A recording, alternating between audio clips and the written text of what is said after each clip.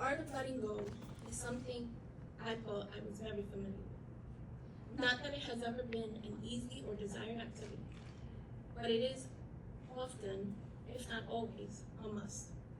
It has to be done. I haven't decided, if it matters, how it's done.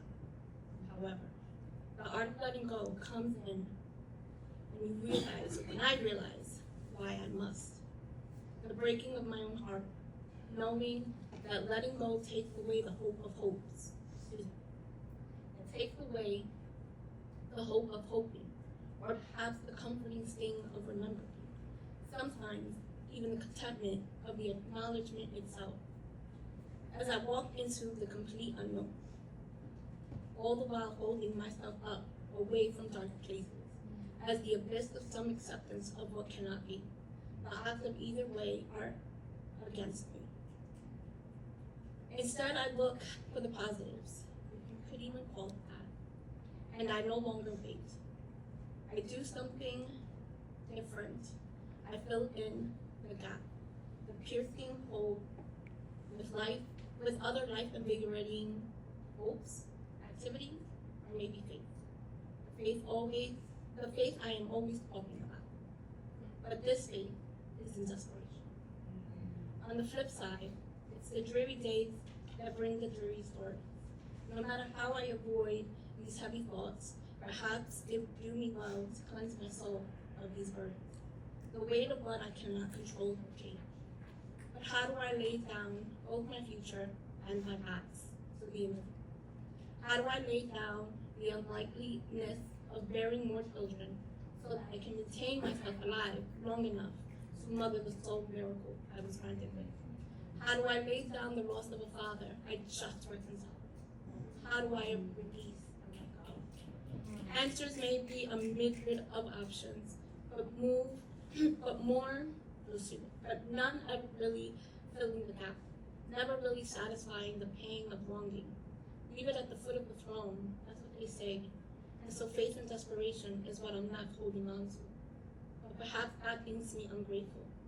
But it's hard to move on when I'm still searching, still going back to find my dad, still looking for the path ahead, missing my dad's honorable love for the Mets, wondering if there will ever be someone que me muestre un amor sin tener que separarme. It's the art of finding and standing in the in-between. If you think I've come with some enlightened reprieve, well, the only thing I can offer is that wisdom and grace are found in grief. And to hide longings in the most secret corners of your life. Of that process, I feel it's still blooming, but I want to share it. New shit! Crystal is shedding. One, I am that New Eurekan poet. Greatest weakness, procrastination, with its conjoined twin, doubt. One body, two-headed beast infiltrates waking dreams, not the gnarly figure one imagined, very demure, very mindful. Not to appear gruff, holding her phone in one hand, her purse in the other. You know, that one that has just enough room to hold the generational traumas that are tethered to the traditional gender roles, that are wrapped with societal opinions and cradled with colonialism and white oppression. Yeah, that one. It's a small bag. It goes with everything, quite easy to conceal, seems to be in fashion. We learn to fold these up tight and make them fit in an effort to make us fit. But I'm fucking busting at the seams. 2, raindrops sliding down the window pane, subtle, slow, as skirt slides past waist, hip, and bone. Another all-nighter of work, of some play, some connection, always trying to pack it all in. Never a 24th hour, more like the 36s. Now, dropping that away, exposing skin to the crispness in air, lending a jolt of new day, energy to her core. It shoots up spine, creativity erect, espresso shot reminder that the new day stirring is mine. In the sanctuary of Wallace's Ave, body waves, sachets in sun rays, beginning to peer through the sheerness of raindrops delicately waltzing, welcoming its wet with a roar heat. 3. Papi, sentado al frente de St. James, siempre con una historia en la boca y en los ojos, guayabera azul claro, como las aguas de Boquerón, o un color cremita, como un cafecito bien calientito, con leche condensada, pesada, como su acento, como sus memorias, como sus remordimientos. Estos pensamientos del jíbaro de Bayamón, que se mudó al barrio de Nueva York en los 1957 a los 18 años, sabiendo nada, pero tratando a ganárselo todo. Puede ser que todo se ha hecho a mierda, pero a él no se le nota, porque sigue cerrando los ojos para ocultar lo que se le apareció al frente y aguantar lo que sí quiere en la oscuridad de soñando despierto. 4. Eye to eye, shivers in esophagus. Is that the lie living in your throat? Begging to get out, or rather be swallowed, salvaged, baffling how someone so prolific on the page can become mute when his heart is questioned in real time. Is one better than the other? Say nothing, letting assumptions devour the surrounding ether. Say something, just anything to shift the tone in our bedroom, just anything. Make my ears hear a valid reason for you breaking this heart. 5. Letting go, hard to do, standing in, toes connecting to ancestry within Luquillo sands. Granules I rarely get to see, but the feeling is always there. The sugary grit seeped in between my teeth and dissolving in my Spanglish tongue. Clenched eyes with relaxed fists help me hold the holy vision whilst cradling my heart chakra oscillation. Stress, worry, disintegrate, dissipate in Caribbean breezes, scattering the crystallized molecules that make up all of me. I am deconstructed to reach out further. The more released, the stronger my grasp to hold. 6. I want to reconnect with the fearless, the daring heart, like toddlers, baby feet, pitter-patters, feet to tapping, tippy-toeing, 10 reasons to be wondrous. Sweetness on maple, loving raspberries placed on the soles of newly born feet, drunkenly touching hardwood floors, the cold varnish exciting. Shining allure of the 12 paces that lie ahead to reach the forever, spinning, whirling, searching for the balance. Yeah, a little Disney, but I'm still managing a gentle smile. Hard falls on backsides will happen, but still be able to gaze up from the oak, hopeful, happily, at the onlookers as they trudge past, messily spilling their quickness to judge. But that is part of the fearless. They get up, 10 toes down, all de corazón, not caring whatsoever what they may think, because these feet were crafted to run. These toes to twiddle and tickle in freshly laid concrete pavements, muddy waters, salty shorelines, echoed forests, and fairy tales. To far-off lands, to the bodegas on the block, to create sparks, to perform in limitless possibilities. Crafted to run, traverse miles, where many believed I'd barely walk one. Give it up for Kneeco A. Yes, I use the full name. Keep clapping till Kneeco gets to the mic.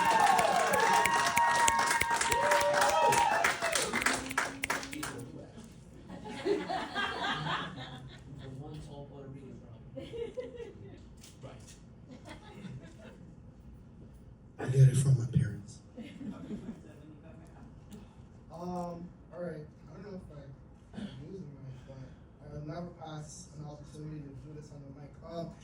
It's time for my sound check. I'm from the Bronx, so give me a yer. Yeah. No soy boricua, so dime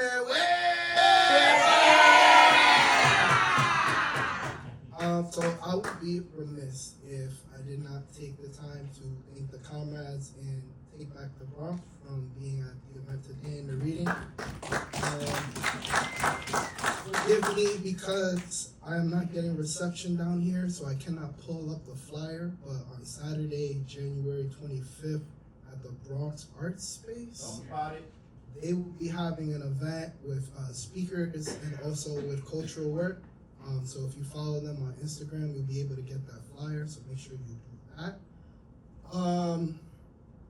I also wrote this poem similar to my beloveds in the workshop as inspiration to Lucille Clifton's Move. It's a trend that the organizers was feeling that way. So I wrote this poem about a situation that had happened back in September with some bomberes, folks in Puerto Rico who play bomba, which is a very sacred style of music in Borinquen, who experienced harassment in Ponce by police officers and also, white supremacists in the community. And so on Saturdays, the Isabel Albizu Davila School of Bomba and Plena hold classes inside the Carmen Sola Cultural Center of Pereira. This early September, the school was engaged in the first bomba activity to occur at the center in months. The bombasco moved from the center to Teatro La Perla in response to a noise complaint call made by the police. This transition to a different location did not deter harassment from a racist aggressor who berated the community members with bigotry and threats to annihilate them, nor did it deter the reappearance of municipal police who returned with larger weapons that served no other purpose than support the aggressor by intimidating and suppressing the community members engaged in bomba. The aggressor is part of the family of dismissed ex-judge Mario Valentin Vidal Sáenz, who is responsible for prolonging and delaying the case of the toxic ashes in Peñuelas, and this family had been spending years harassing the Isabel Albizu Davila School of Bomba and Plena. So this poem is about their harassment.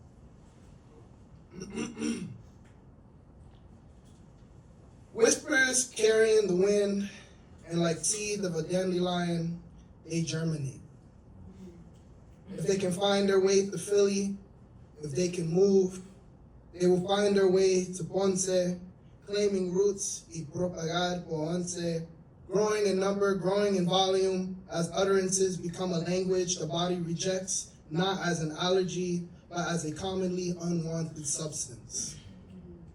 Not as in being rubbed the wrong way, but as in back the fuck up off me, to the ones whose voices coalesce como las cenizas en Peñuelas y conspiran contra las imágenes negras, to say that black is dangerous, that black must be removed, and returning to finish the job.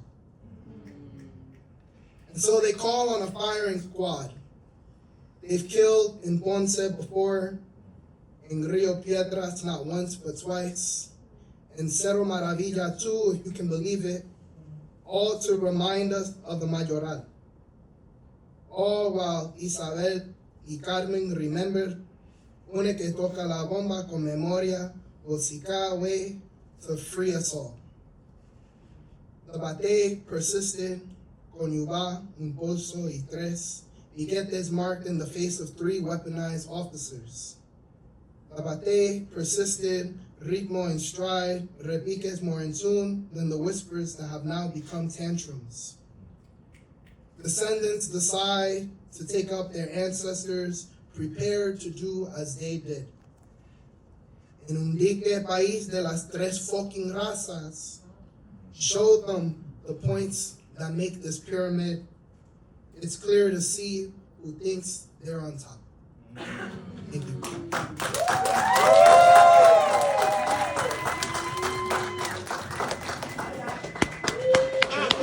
I feel like the energy's flagging just a tad. Give it up for Kneeco! Yeah. Okay, next up, contraband.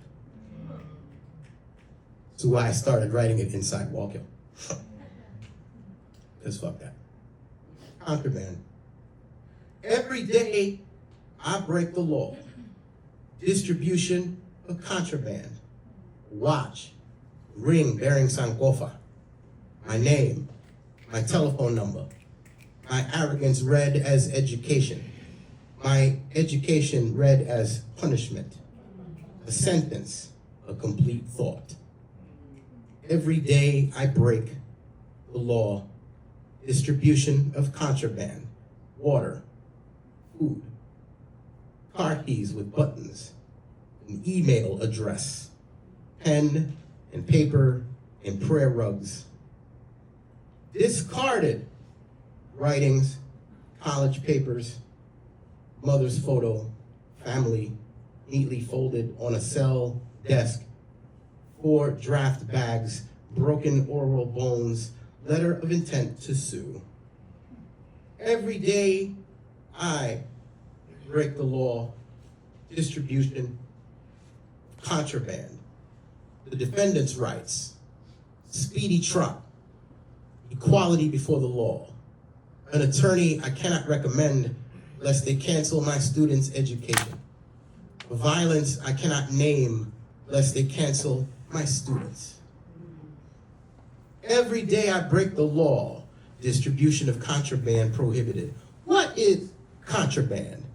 There's a new list every day, which does not include commissary items. You are permitted 1 phone call at the time of arrest, and someone will collect on your behalf.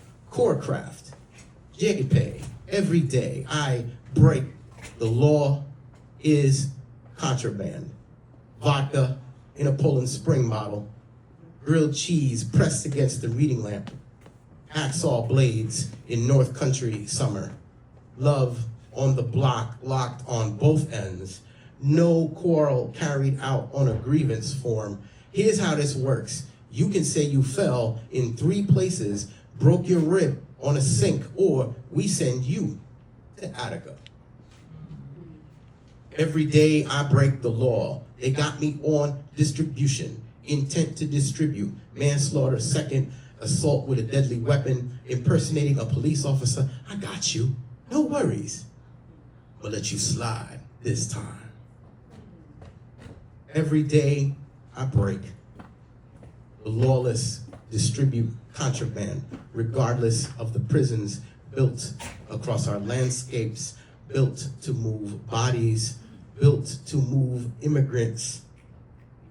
Every day I break the laws back. I break back the contraband to break silence.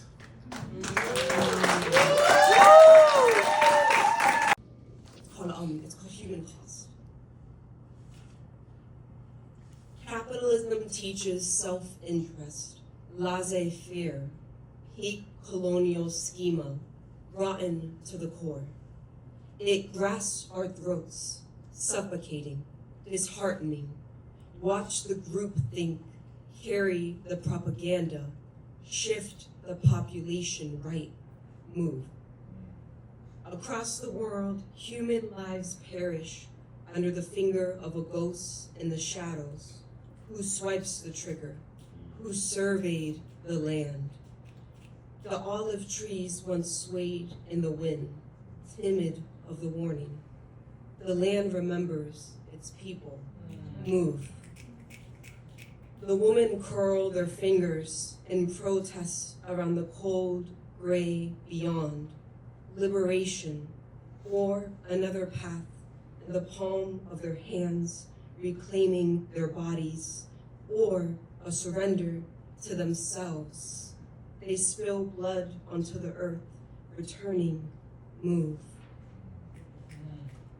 The children's hands are covered in mineral while they excavate the earth. Tears and sweat mix, melting into the ore. The deep sun witnessing them sinking, they fall into the earth, move. If you find yourself in a system sacrificing others' rights in search of your own, if you find yourself unable to empathize with people across the sea, humans who are mothers, children, fathers, move away. It was written after Lucille Clifton's move. I forgot to mention that. Thank you. Thank you.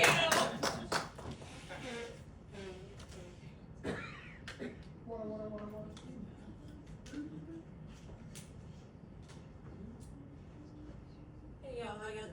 Hey. Okay? Yeah. I'm a bit nervous. Here we go.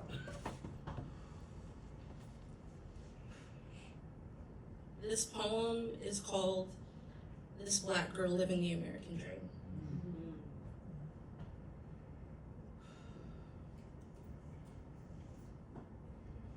I cannot breathe with knowing I'm surrounded by people who are pro-lifers but don't support pro-life when it comes to people who look like me. Surprised I am not. Tired, yes. Hope and faith, there is no room when time and time and time and time and time again this country has given us nothing to believe in.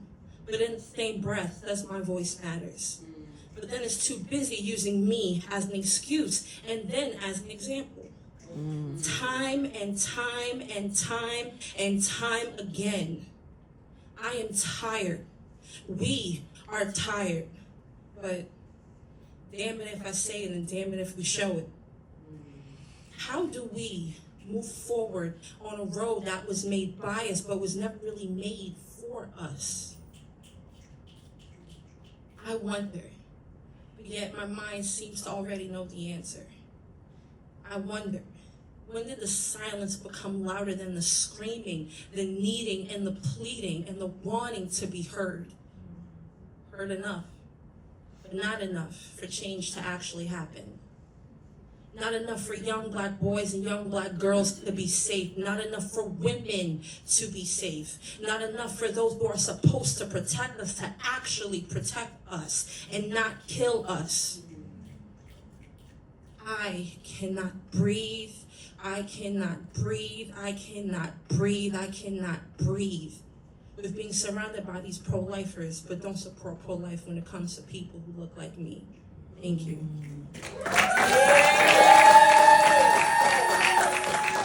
They were together at Columbia at the same time. So, there's a Q&A coming up. You might want to ask about that. Give it up for Felix Cortez.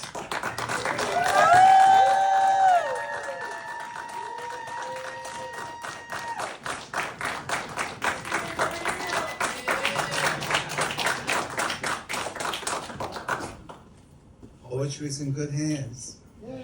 Thank you. Bueno, yo vengo aquí colado. I'm actually snuck in here. It's Victor's gig, and he asked me to accompany him to read something. I'll introduce myself. My name is Felix Cortez. When I was 18, I came across mimeograph poems. A certain Victor Hernandez Cruz was circulating. And he was about my age and had attended Benjamin Franklin High in El Barrio. I got excited. He was a fellow New York Puerto Rican poet, term New York Rican wasn't yet widely circulating, who spoke from, to, and for us. We soon met at Pedro Guerri's place. That was 56 years ago. Our friendship and discussions about poetry when everything else under the sun started back then. Now he's invited me to this reading. I've written almost all my life, but my last public reading was from those early, exciting, pregnant days. Today I'll read two short poems, one about us, our species, and one about me growing up, born in Puerto Rico and raised in these Nueva York's.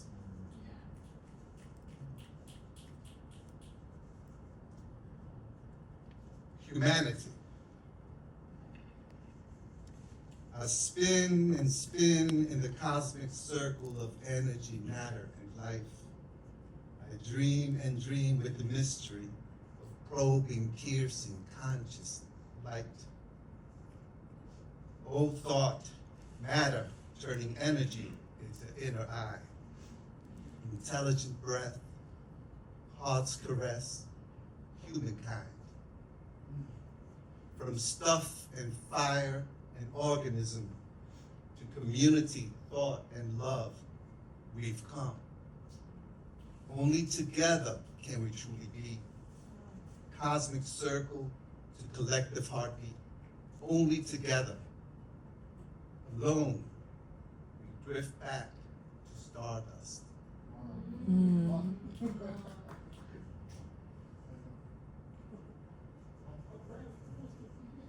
Right? That was a species. This is me. In the beginning, there was the light.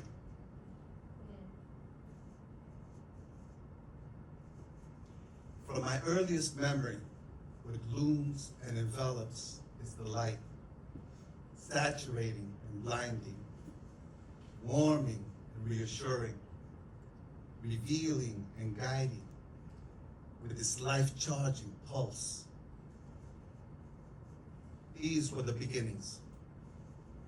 Small furnished room, a crib bathed in luminescence, a cosmic tunnel of light flooding through the window, the suspended particles of dust, so many dancing worlds alit, minuscule projections of the giant orbs beyond. It's an intimate memory with the palpable feel of having been lived, but I see it from outside myself. I'm not yet two, upo, yet unborn. Another flashback resolves through mommy's eyes. I pull up the chair to just under the hammock cradling the newborn upo. I climb up, stretch my body, reach with my head, looking to knock him off my hammock. Bad enough having to share mommy, but soon I defend him against little would-be bullies. Other reminiscences unfold, bathed in daylight, play down the street scenes like going down a midtown sidewalk.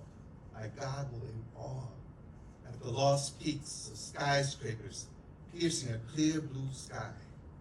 Mommy, self-conscious, barks at me from under her breath to stop staring like a wonder-struck hick. Caramba! A summer day of 1957, our block in the barrio, flushed in daylight and alive, tops, marbles, and spaldings bouncing off stooped step edges. Strolling down 116th, heartbeat of the barrio's marqueta, perusing the wares Puerto Rican mothers haggle with Jewish merchants in the time-honored tradition of working people. Family country outings to upstate Las Villas or El Ducos, grooming and training racehorses in New Jersey. Lucid August skies, embracing life-affirming green, nostalgic snatch of the island. Later, finding myself, the 5-mile mid-afternoon treks between home and Times Square, brisk pace, youthful, intimate reflection. Memory's daylight is especially brilliant, tinged in affection, stories, and warmth. Its glow from the past yet reaches us, covering us in our first innocence, our earliest sense of wonder when everything was new. dawn of my infancy, engulfed me for a suspended moment in the memory of first life. Newborn wonderment, bright emerging life, oh pulsing, dazzling radiance. Thank you. Someone that we honor because it is a list that we make, but someone who is very much present and in our midst, right? So Victor Hernandez Cruz was born on February 6th in 1949 in the small mountain town of Aguas Buenas, Puerto Rico. Yes, Aguas Buenas in the house. Louis Resto is somewhere in Los Angeles also crowing because she's also from Aguas Buenas. He moved to the U.S. in 1954 with his family, attended high school in New York City, began writing at the age of 15. As he explained, quote, to balance a lot of worlds together, the culture of my parents and the new and modern culture of New York, its architecture, its art, and its fervent intellectual thought. His first chapbook was published in 1966. It is called Papo Got His Gun from Calle Once Publications, followed by his first full-length collection of poetry, Snaps, right? A legendary book. 1970s, Hernandez Cruz lived in the Bay Area where he emerged as a distinctive voice in the Nuyorican School of Poetics. Much of his work explores the relationship between the English language and his native Spanish, playing with grammatical and syntactical conventions within both languages to create his own bilingual idiom. That is keeping in the tradition of Sterling Brown, that is keeping in the tradition of American poets who invented, quote unquote, the American idiom. The American idiom has a lot of different idioms, right? And Spanglish is the latest one to come. And if English can evolve from, the wartime of the Norman invasion, we can evolve the language just by being our beautiful and unique and perfect selves. 14 collections of poetry, including Guayacán, which is here, published by Ishmael Reed Publishing in 2022. If you don't know who Ishmael Reed is, go find out. Beneath the Spanish, In the Shadow of Al-Andalus, The Mountain in the Sea, and Maraca New and Selected Poems, 1965 to 2000, which was shortlisted for the Lenore Marshall Poetry Prize.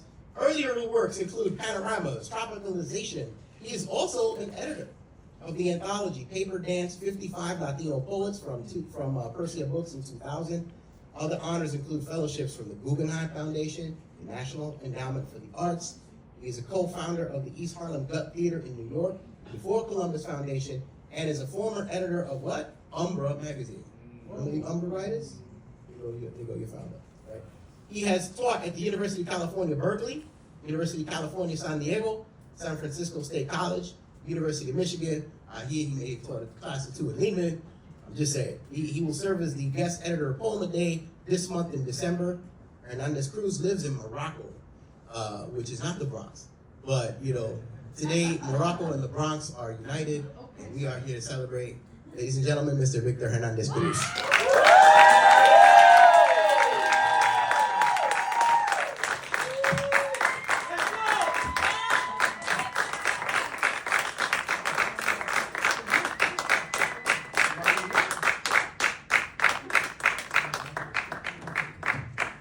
Just going to set him up here at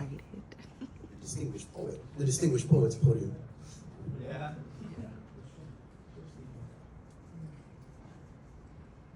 Okay, get out your way.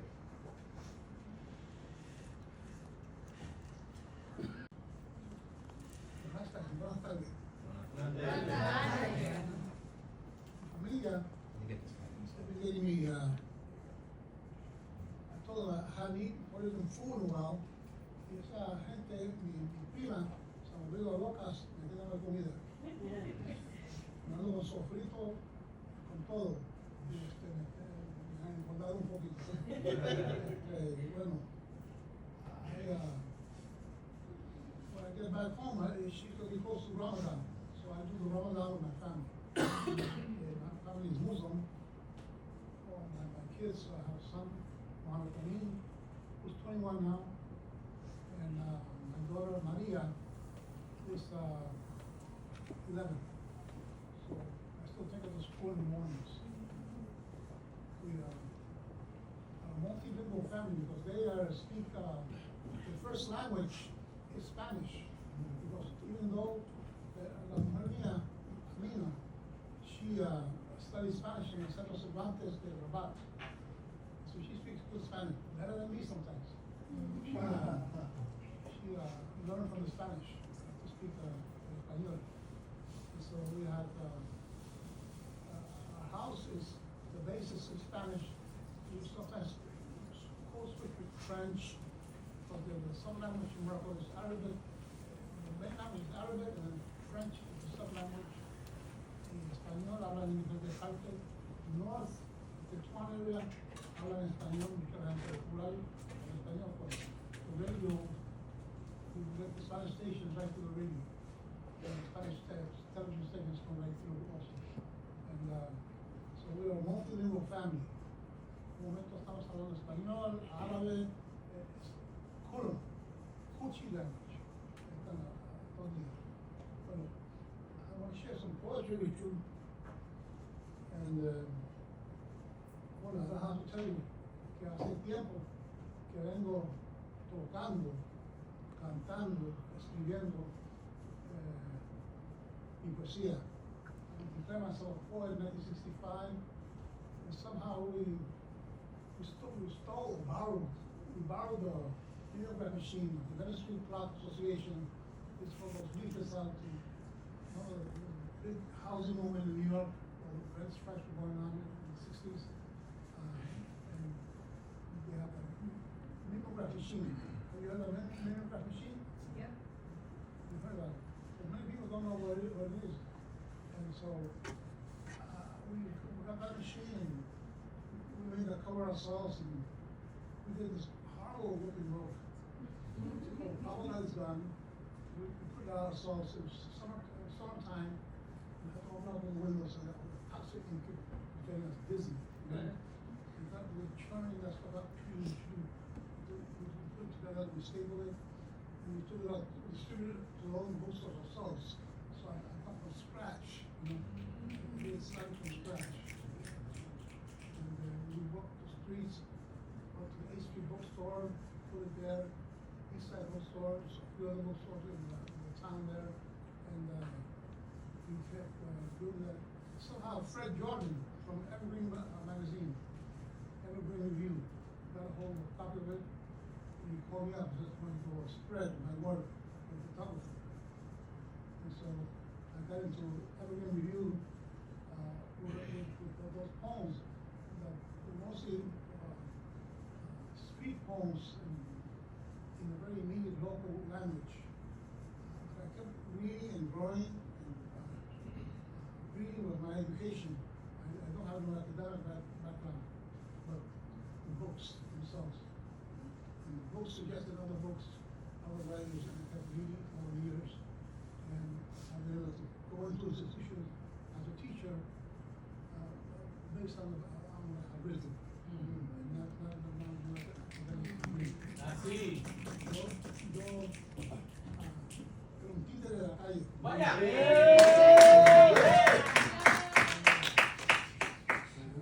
don't have to say about my friends. Many of them are gone, and many stories of tragedies.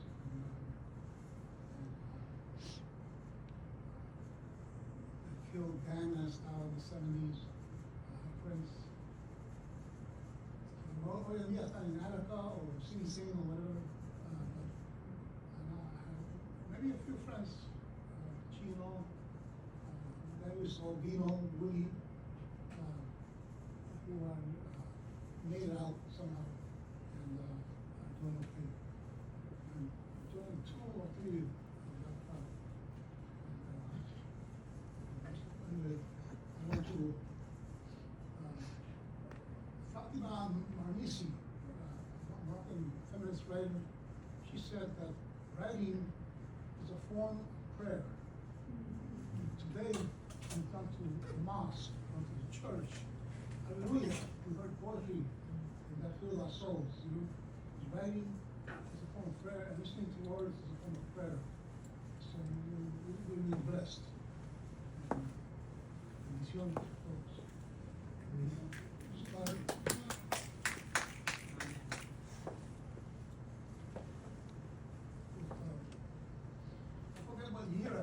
poems, but I have not read them in a while.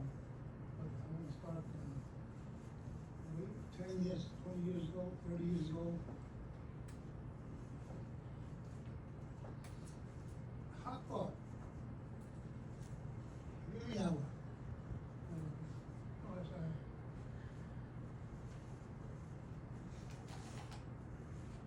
bebo más agua que un palo de aguacate. Mi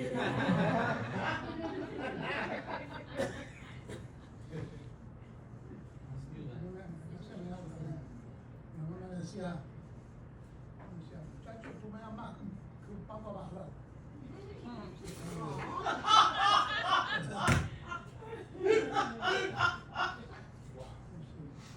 I thought the idea that something called the greenhouse effect is at work enhances when you Caribbean and compass. Will it get any hotter in the valley of Caguas just for an instant of thought Calderón? Or suddenly more yet Cuomo, where they say it never rains. Even ice in the freezer loses its stance. Is it going to get hotter than the mid-October Ponce afternoon? Will we reach the point where our flesh tenderizes and slowly cooks in the air? Will we see our skin slide off our bones as we walk across the plaza, making a last attempt to get the ice cream vendor before they both melt? So when you hear that stuff in the Caribbean, the earth is warming up. So, okay. Say what? I won't get any hotter than this. Wonder about it. Another poem we have for an environmental poem. The face without makeup. Pictograph this. If we woke up one day, let's say tomorrow, and all the oceans were dried up, every last drop, you can go out and walk on the beds of the oceans, stare into the swirls of new landscape. The whole visual for eye and telescope, binoculars catch the sight of 1 trillion tons of sea creatures doing the dirt of octopus and whales, shark and sardine down there sunbathing, posted as if in a fish market. They could see that the earth is not round, that it's more like clay, fashioned by Salvador Dali.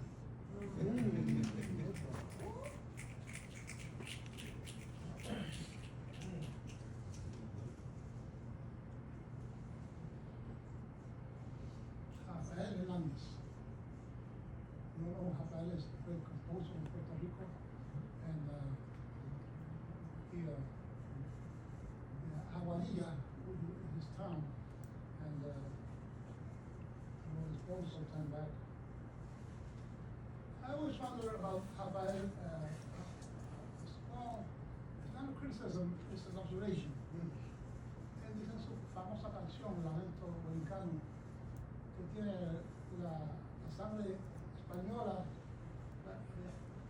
el canto bravío del indio también, y se olvidó algo que está en su espejo, que lo veía todos los días. That's right. He forgot, you know that, you know? He forgot his blackness. He was a black man, big number, in 1920s Puerto Rico, but he would not mention that, you know? Otherwise, he's a great writer, composer.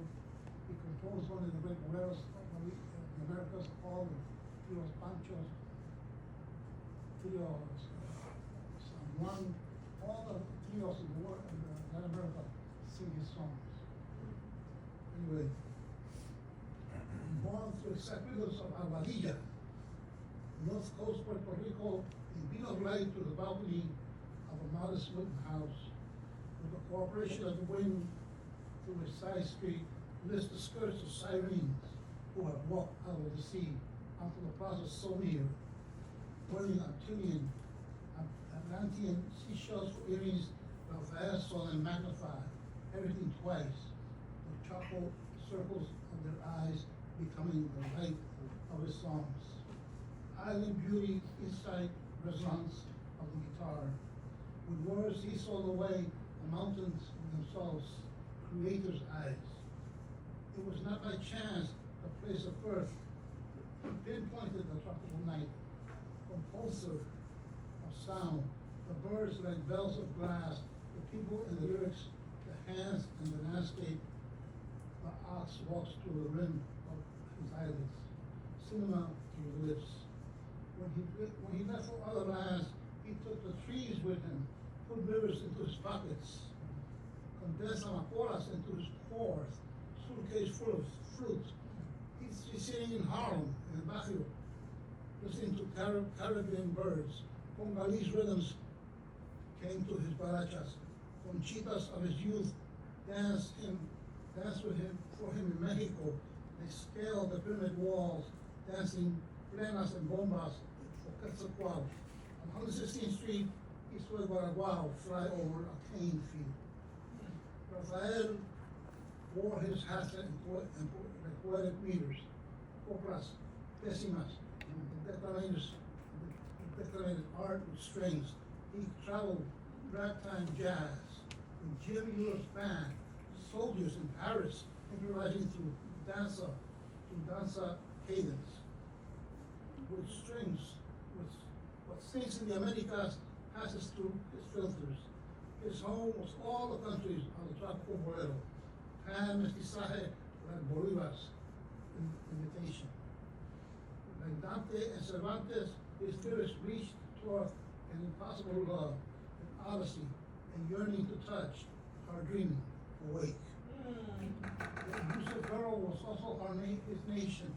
Each lyric points to the map, the impossible yet necessary creation, the countryside coming to the cities like made his songs, gestures in the gardens where flowers dance with drought, dry in the mirrors of history, in the epoch of his rhymes, in the movement of Rafael with the lull of Viandas for civilization, full of a place without legitimacy, false authority, beautiful without insignias, a green mineral floating upon blue waters, a pebble of Mother Earth, a womb, a nation becoming, in his words, giving birth to the children of eternal liberación. There is always singing doo-wops. He's always singing. He's always singing. And he used to love doo-wop. And this is for the group known as the Hanton. You remember that? Hanton. They're from the 50s. They were actually African-American group, and they have one Puerto Rican guy in that group. That was a doo-wop that was coming out in the 50s and 60s. Had Puerto Rican participation, and also Frankie Band and the Teenagers had some Puerto Ricans in it too. And so the Harp Tones by David Henderson. I want a Sunday kind of love. When yet a child, I felt the walkers of the city. I felt the content of the wind. Whatever makes bricks harmonize, the clatter of the street feet, sweaters and color of raspberries zipping down basement chambers. It looked like gumbo. The gathering of esqueletos, leather coats and hats in the dark, fine slow movements in red light, not far, the Williamsburg Bridge. Suspense between Brooklyn, where at the Fox Theater, sleek guys with corduroy shoes and the new guys of conservatives visit to lay the cake, call out Little Anthony and the Imperials. The ballerinos dance with their dead depths in the shadows of the balcony. A cappella was affordable now. The studio, the echo of the hallways, tenements for housing projects, dreamers will be chanting all night long, to finger snaps. This was the invisible inner city, shadows and doo-wop. Did you ever have Coney Island Baby, Pier 13, the Himalaya ride? On the boardwalk, sway like waves to the harp tones, the shrine of Saint Cecilia, tonalities of black Boricua ears, framed in velvet melt. They bring back pictures of streets, whistles, schoolyards in Palace. The first fingers in the bush, shoe shine, and satin jackets folded and held in the arm on a horizontal slant, while the eyes scoped the distant avenue sizzled what bushel in the land sofas to cook. The Hantons took more space, had more base, snow, honey, amber spilling from the roofs. Shoe shuffling and bringing circular designs out on the linoleum, quiet, nervous skirts, exhibiting these, the new sensation of girls, their summer backs, exploring through sweaty fingers, the crackling of air pockets, of the triplets tumbling with mouths, aspiring tongue kisses. Were they singing on the water, or was it horse that was doing bass, or was it a horse doing bass? The depth was essential as scratching the bones and drying. Where all the sound and the figures produced, where has all the sound, that sound, and the figures it produced gone to? Where did the sharp onslaught of reality take them? I see streets and dreams that bring back the harmony, the mountain, the moments of passage, rituals of initiation, and it is always a Sunday kind of love.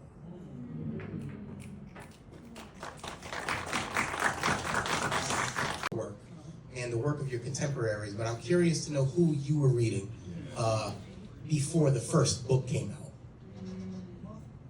I started writing in the 60s, in época, there was no such thing as the New York movement at the time.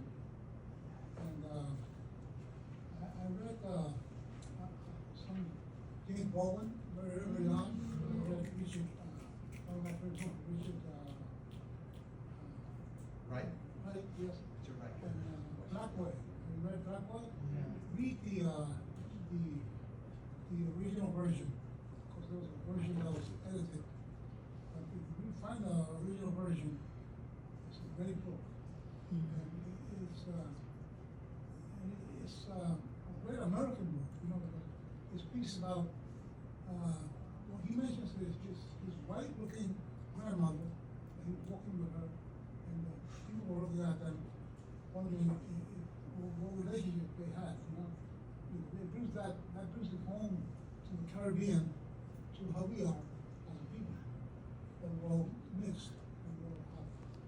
My own grandmother was an advocate in Mulata, Tina Velázquez. I'm sorry, let me just do this really quick so the folks can hear. Ella se llama Agustina Velázquez, mi abuela. Ella freía bacalaíto con guineos verdes y alcapurrias. Las vendía mientras mi abuelo, un bohemio, hacía tabacos, era tabaquero. Y yo me pasaba metido en el chinchal, que es rico los tabacos, cuando yo era niño. Y Youth Singer, y él se murió con una guitarra en la mano. Pues pisó un cajo de esos públicos que antes decían Peace Coffee. Se cogí. During Christmas period. Y la killed. Porque él era bohemio, le gustaba con caña, era bien fuerte. Como los dominicanos le llaman amajuana. Entonces, pero para ella no nada. Y eso estaba perdido, y también, pero perdieron sus huesos al final. Perdieron sus huesos, el cementerio público perdió. Y en la cuadra, it was like que siempre está perdido. But he here, Little Scratch, Snoop se iba a cantar con el grupo. And appeared next time over, mountain slopes and house of wood painted pink, cantando su I Little Pie. Pues mi abuelo. Entonces, ¿cómo se pronuncia? It's a very natural sort of like transition from Richard Wright to La Familia, the Guido Scratch. That's kind of the point. Yeah, I read Leroy Jones. His name was still Leroy Jones. Back then. Back then, yeah. Because I met Leroy Jones in the 60s. I went with Ishmael Reed and David Henson. We went to Spirit House in New York to see a production of this company play that he was putting on. And we met him there. It was 69 or 68, 9 and 20 about that period. But it's interesting to meet Leroy Jones. I've been reading his book. That lecturer, which is one of my favorite books of poetry, that lecturer has geometric and it's a jazz kind of influence book. And he changed, his poetry changed after he became political. I like that position that he was in when he wrote that lecturer. He wrote The Essence in the Home, a collection of his essays. When he wrote Blues People, history of African American music in the States. So it's good to meet him at that point.